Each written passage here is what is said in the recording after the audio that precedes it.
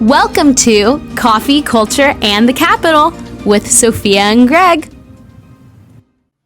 Hello, everyone, and welcome back.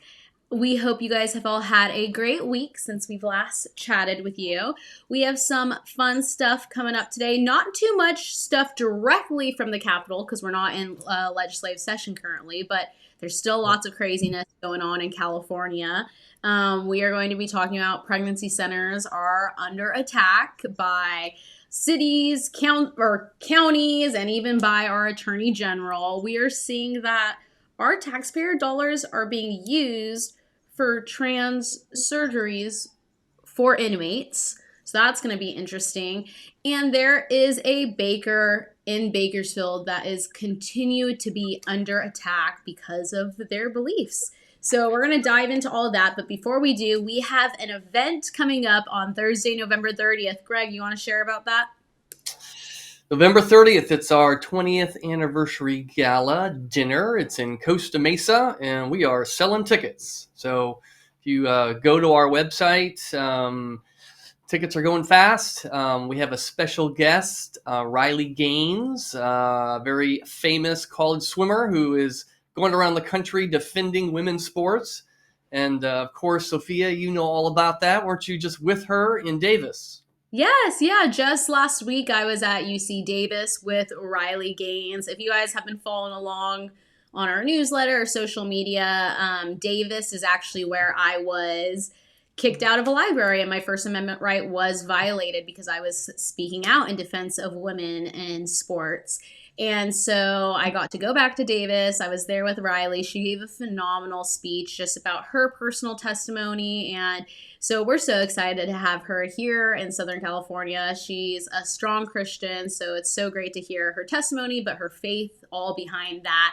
And we're excited for you guys to get to hear from her and see her and also celebrate just 20 years of advancing life, family, and liberty in the state of California. So like Greg said, we're selling tickets. They're selling out fast, so make sure you get your tickets. But you can visit californiafamily.org. There'll be a pop-up. It'll pop up as soon as you go on. You'll be able to get your tickets. Tell your friends to get your tickets. It's going to be a great night, and we can't wait to see you all there. And with that, pregnancy centers. They're being attacked everywhere. They're being attacked in California. Our attorney general is trying to get other attorney generals from other states to join in on the attack. We're used to seeing them being attacked from the Capitol, from Sacramento, but we kind of dealt with something different this past week with the San Diego Board of Supervisors. They were directly attacking the pregnancy centers in the county of San Diego. There was an agenda item that the ultimate goal, and Greg, maybe you can dive into a little more in depth about what this was doing, but overall, the ultimate goal was just to try to silence and erase pregnancy centers from San Diego. No, this kind of thing is started up here at the Capitol. We had a legislator, Pilar Schiavo, introduced a bill this year, and the whole point was to, expose that pregnancy centers, they're fake, they're deceiving people, they're luring women into their clinic, and they think they're going to get an abortion, and then they find out they're pro-life, right? And she had introduced a bill to, more or less raise up money to inform the public about how bad these places were. Well, that ended up dying.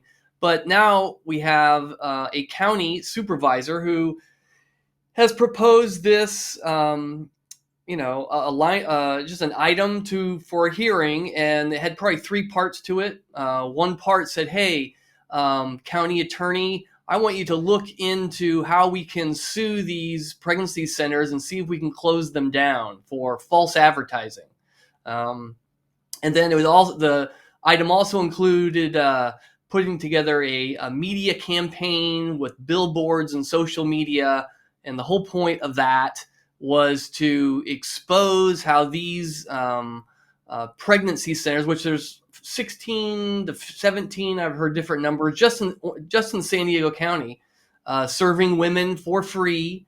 They've been there, some of them have been there for decades. Mm-hmm. And she believes these places are bad.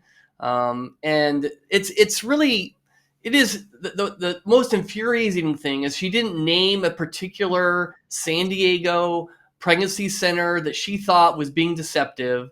She didn't like, here's what I mean, right? She didn't point anything out. She just made slanderous attacks against these pregnancy centers, didn't provide any evidence, didn't have even a witness who came forward and explained how she was deceived and manipulated. And yet the media just repeated their lies, right? And so there was a hearing, and it was great to see you, Sophia, go down there and testify among a bunch of other. There were over 60 people who signed up to stand up for the pregnancy centers, and I was surprised that their side had no one actually come and speak in defense of this proposal.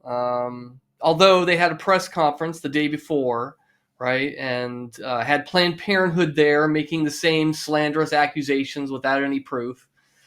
So maybe we should watch this little video that you did. I thought you did a great job. Thank you. And yeah, we'll go ahead and go right to that. This is, like Greg said, this is at the meeting where they heard this item. And so here is what I had to say. You only got 2 minutes, so you got to put it in quick, but here it is. Hello, Board of Supervisors. My name is Sophia Laurie, and I'm the Outreach Director at California Family Council.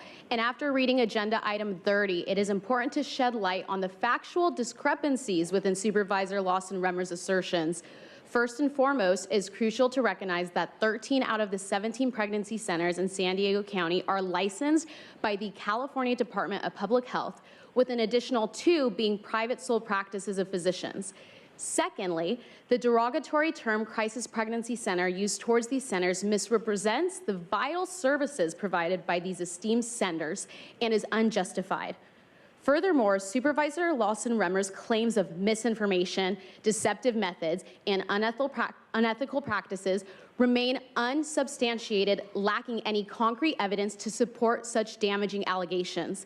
These statements not only malign the honorable work the centers provide to women, babies, and families in need in the County of San Diego, but also pose a significant threat to the credibility and missions of the centers.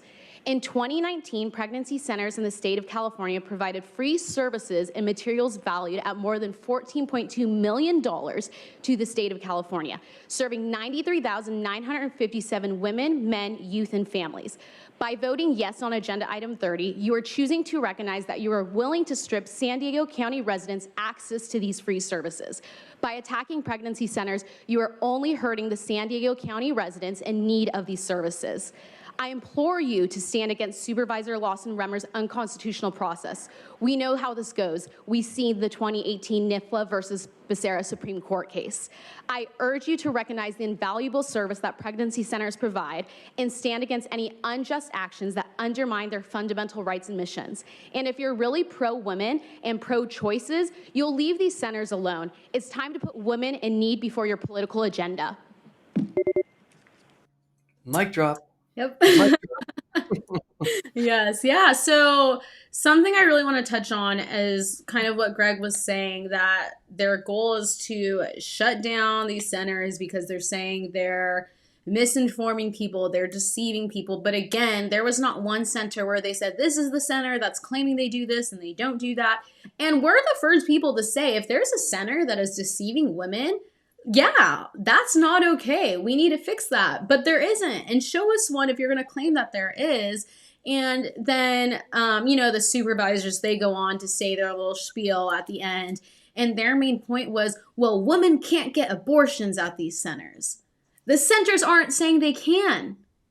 Right. So the centers are saying, this is what we provide. We provide this, this, and this. All they do is they don't provide abortions. And they're not saying that they can. So they're not deceiving anyone by doing that. They provide so many great services.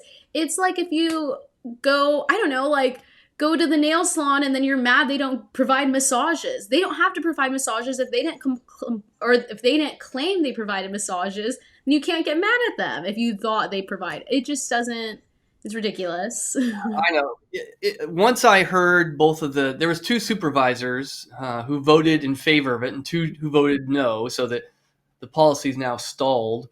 But when I heard her talk, one of the other Supervisors. I can't remember her name, but she actually worked for a Planned Parenthood clinic. She was on the board previously. So that's what we're dealing with here. And when it came down to it, what is she upset at? Well, she said these places are deceptive because they say they offer reproductive health care to women. But that's a lie because they don't offer abortions.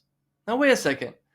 Since who put them in charge of defining what reproductive care is, right? And why can't a clinic provide everything but abortion for a woman who's pregnant, right? So what they're actually mad at is the message. They're mad that a clinic, a medical clinic, can actually decide that they are against a particular medical procedure that's legal. We get it's legal.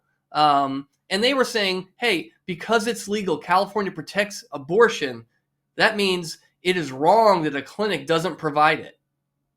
I'm sorry. No, the law does not require that. Yeah. And you mentioned Nifla versus Becerra. That was a Supreme Court decision from a couple years ago, about 5 or 6. California passed a law mandating that all pregnancy care centers have to post a big notice in their centers showing women where they can get free abortions, right? Well, these pregnancy care centers are against abortion. So what you're doing is the government's coming in and requiring them to promote a message they don't agree with. And the Supreme Court says you can't do that. Just because you don't like what these pregnancy centers are saying, you can't make them communicate a government message. That's compelled speech, and compelled speech violates free speech. So we're going down the same road. Yeah. And so anyway, they're not giving up. This must be Planned Parenthood's plan because they must be cutting into their business, and that's what they're upset about. Exactly. And I just want to touch on this real quickly. You stated that they're mad that these centers say that they provide reproductive services, but then don't provide abortions. What is reproductive about abortion? Abortion is murder. Abortion is the killing of an innocent human being in a mother's womb. That's not reproductive. Reproductive services, if a woman is in need and she finds herself pregnant, she's in need, she doesn't want to have an abortion, and she goes to Planned Parenthood, realistically, this is what Planned Parenthood is going to say to you. Bye. They're not going to help you unless if you want your abortion, but you need help. You need prenatal care. You need to get an ultrasound. You want baby supplies. You want car seats and strollers and someone to throw a baby shower for you. Pregnancy centers do all of that. That's Absolutely. What pregnancy centers do. So that's real reproductive services. But anyways, we are not just seeing this attack here in the county of San Diego. We're not just unfortunately seeing it at the California Capitol. We've talked on past podcasts about our Attorney General, General Bonta, has filed a lawsuit against some pregnancy centers. But a little update on that is he has now roped in other attorney generals from other states, having this signed letter about how horrible these pregnancy centers are that provide so much services and so many free services. But so he has done that. So Greg, do you want to kind of dive into that? Yeah, and this is a story we have on our website. The title of the story is AG Bonta and 15 other attorney generals sign letter attacking crisis pregnancies. Messaging. It's trying to communicate to the public, hey, stop trusting these places. They're bad, right? They deceive people. And what they're saying is, here's one of the accusations, that a woman would go to one of these pregnancy centers and they would try and find a way for them to delay getting all their services. So the longer they can delay them from maybe getting an ultrasound or providing some service, they're trying to delay them so that their pregnancy is farther along and they're less likely to get an abortion. Now, that's quite an accusation, right? Now, the thing is, I don't know if they have some evidence of some bad actor in some state, right? But to take that little instance, which they don't detail, right? But they broad brush slander all pregnancy centers as though they're all doing that. They don't even care that they might slander someone who doesn't do that. It's like they're completely unconcerned about slander, right? Or accusing all pregnancy centers of being all the same way. I mean, from our experience, pregnancy centers are doing the very best they can, following all the rules, providing information quickly and easily accessible. They're not trying to deceive anyone. They just want to make sure women are not getting an abortion because they think that's their only choice, which many times that's what they feel. They feel there's no other, they would have the baby if the circumstances were different. And so they're trying to make the circumstances different. But, Bonta and the abortion clinics, they want abortion to be the only solution to an unplanned pregnancy. So it's really sad. The attacks are continuing, but that just means that we need to be more vigilant in standing up for these pregnancy centers. Churches, Christians, we should all not be intimidated by our leading law enforcement officer who is leading in the slander. Exactly. And anyone that's tuning in, listening, watching, I'm going to challenge you all. If you are pro life at all, reach out. You have a pregnancy center somewhat local to you. There's about 160 in the state of California. That's right. Reach out to your local pregnancy center. Ask them for a tour of the center. They are more than happy to give you a tour of the center. Get informed on what they do, what they provide. So when people say these things, when your neighbors, if they're telling you, oh, did you hear this? These pregnancy centers do this, you can say, no, I've been to our local pregnancy center.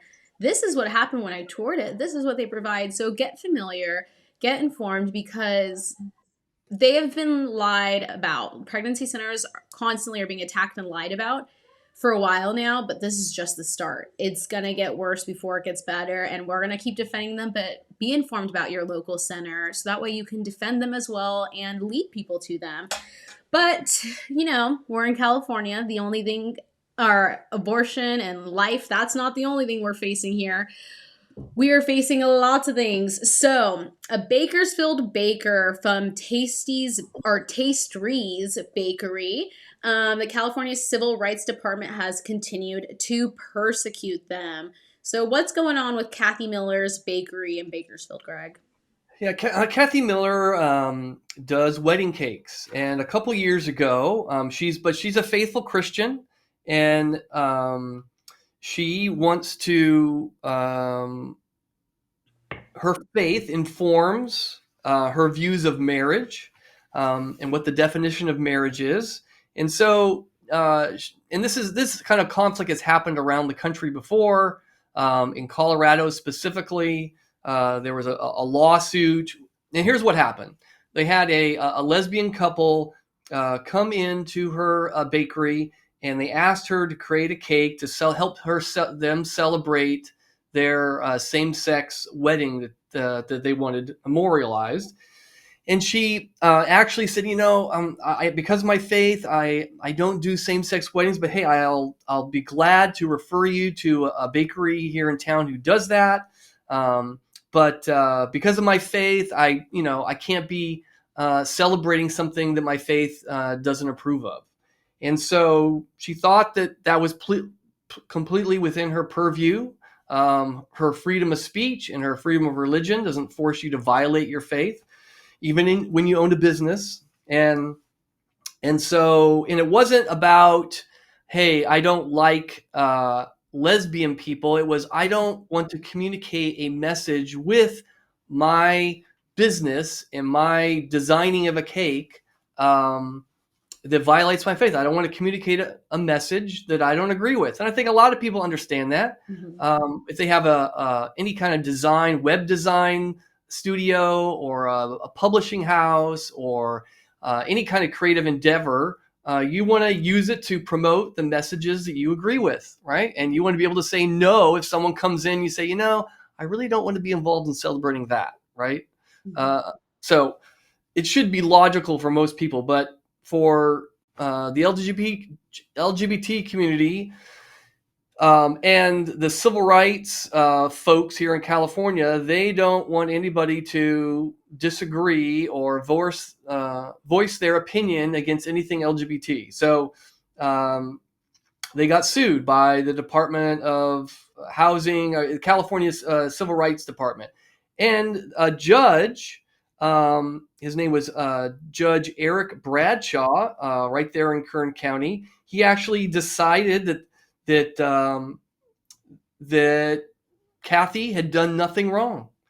So in October of last year, he decided in her favor and said, "Hey, she was simply using her free speech, and there's nothing wrong." And I want to read you a little quote from this judge. It says the Constitution looks beyond written or spoken words as mediums of expression, and the cases have recognized that the First Amendment shields acts such as saluting a flag or refusing to do so, wearing an armband to a protest a war, displaying a red flag, or even marching, walking, or parading in uniforms, displaying the swastika, wrote the judge. And then he said, the evidence affirmatively shows that defendants' wedding cakes are pure speech, designed and intended genuinely and primarily as an artistic expression of support for a man and a woman united in the sacrament of marriage, and collaborating with them in the celebration of their marriage. And so he more or less said, you can't force a business to participate in celebrating. But the California Department of Civil Rights is not giving up, and now they have appealed the case. And so this is an ongoing thing.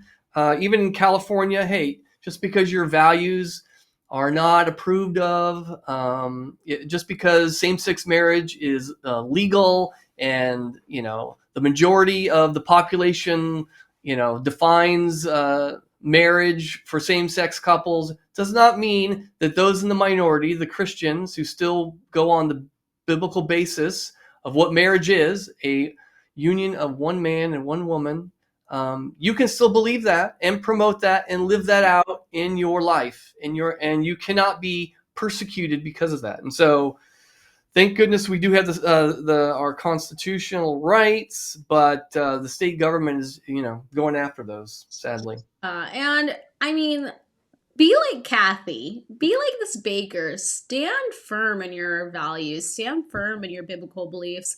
No one can control your speech. We do have the freedom of speech. We have our First Amendment right here. Use it. Don't let anyone compel your speech. And that's what she's sticking strong to. And you might think, oh, wow, how amazing of her. We're all so proud of her for doing that. We are. But she's not the only one being put in this situation. I know basically most people are being put in this situation every day. Stand against it. Stand up for the truth. Stand up for what's right. And I just want to highlight again what Greg said. She didn't say, oh, I don't serve people in the LGBTQ community. Come on in. Go buy a cupcake from her. Go get a birthday cake from her. Different things like that. But she is not going to make cakes and pastries and any of the dishes she does make that directly go against her beliefs. And I think just to kind of tie in like the pro-life stuff we were talking about earlier, if I go into a cake baker that their store is and they're very pro-abortion, and I said, can you make this great pro-life cake saying life begins at the moment of conception? They would probably say no. And they have the right to. Exactly. They have every right to. So we're recognizing this goes both ways.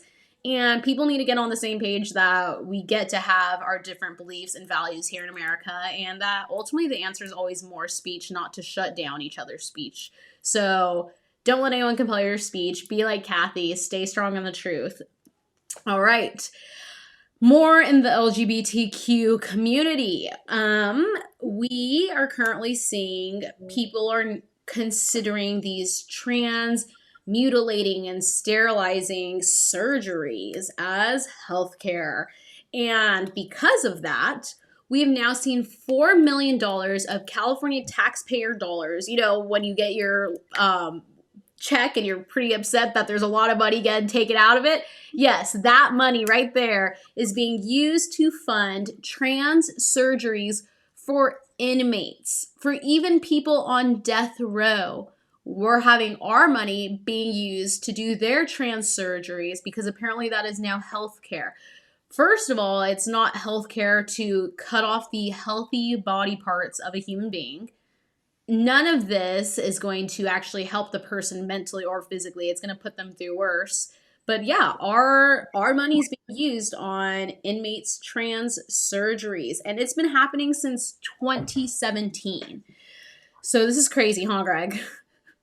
It is crazy. Yes, 2017 it started, and it started out small, right? We only had, I think, back then, and this is a story on our website, and it says, here it says 14. There were only 131 California inmates identified as transgender, right?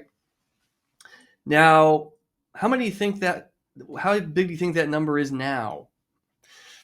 It is up to 1,847, and hundreds of these folks are now wanting trans surgeries. Now, what is a trans surgery?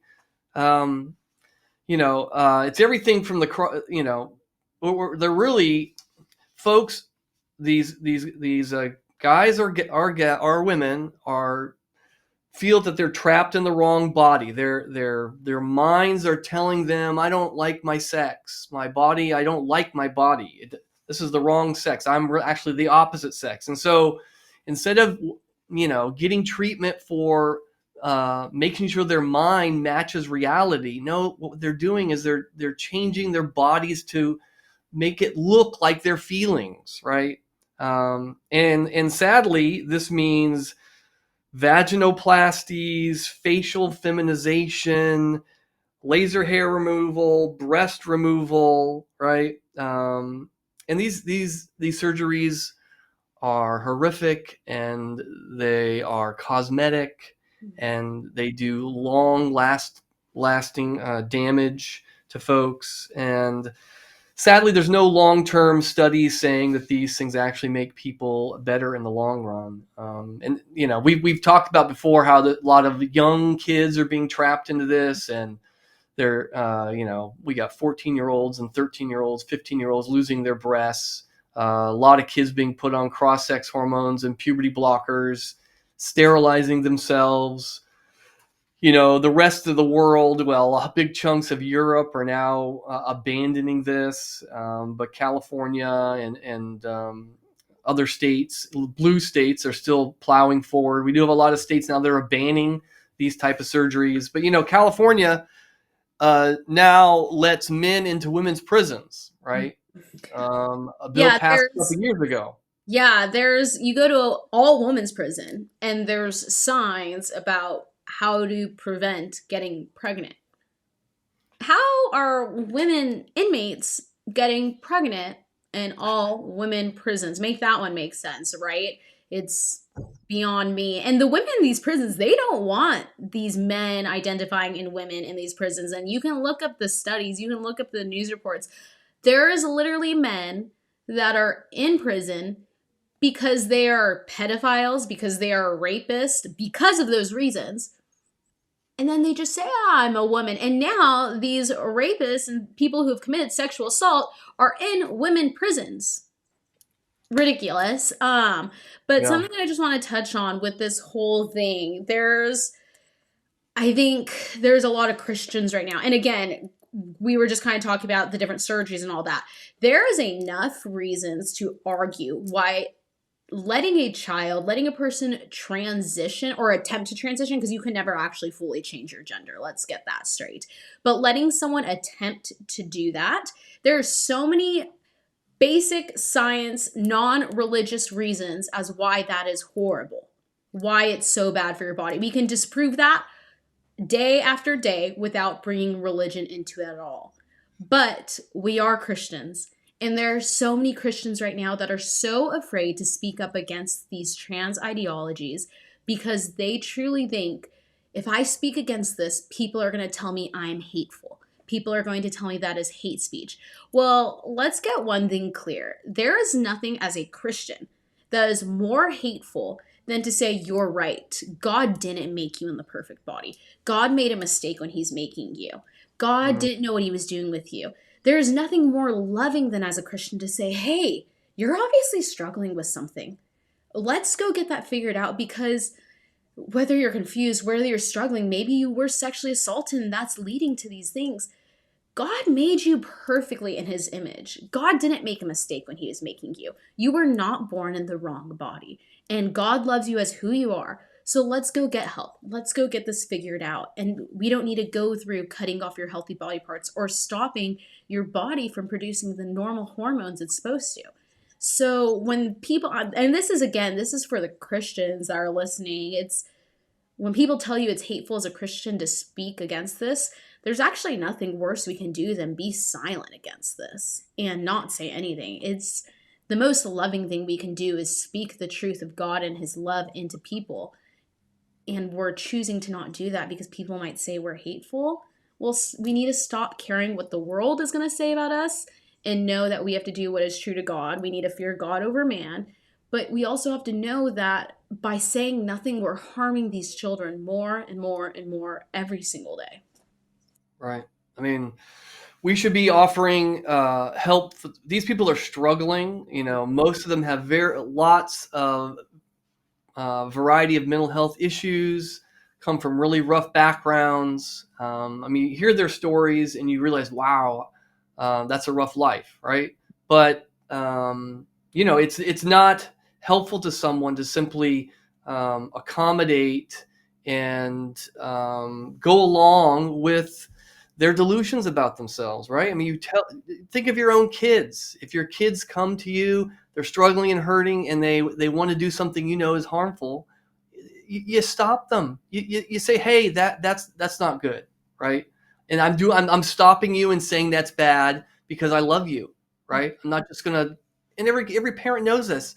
You're gonna destroy a person or any little kid by simply accommodating his every wish. Right. And so we need to be offering folks real, true compassion. And sometimes they're going to disagree with it, but that doesn't matter. I mean, a good parent isn't out to please make their kid happy all the time. Mm-hmm. You're ultimately out to grow a healthy, well-adjusted child. Right. And so same thing with adults. So, but good speech. I mean, I hear you, Sophia. We need to be strong and willing to speak up. I think Christians are intimidated when we're accused of not being loving. That crushes us because we actually want to do the opposite, right? And so we have to know when we're being lied to, and I think it's called gaslighting, right? Yes. They make you feel as though you're crazy, like you're doing a loving thing, and they say that's not loving. I said, what do you mean? Of course it's loving, right? So let's all speak up together. Yeah. Each person gives each other more courage if we all stand up together. So exactly. Well, lots going on in California. And so not only can you stay updated by watching or tuning into this podcast, but go ahead and go to californiafamily.org, sign up for our newsletter. We send weekly emails with all the information and the articles and the links, and so that way you can see that everything comes from facts and it's all good, as well as tune in to our social media, whether it's Facebook at California Family Council, our Instagram's California Family Council, our Twitter's California Family. So you can follow along all week long, 24/7 with us. We're constantly putting up new blogs on the website. So there's lots to check out all week long. And just thank you all so much for being in this fight with us. And crazy things are happening in California. So be in prayer, be informed, and stand up against it. But we will see you all hopefully next week on the podcast and on November 30th in person in Orange County. So get your tickets for that because we would love to see you and we would love to meet you if we haven't met in person yet. So we will see you all online and in person pretty soon.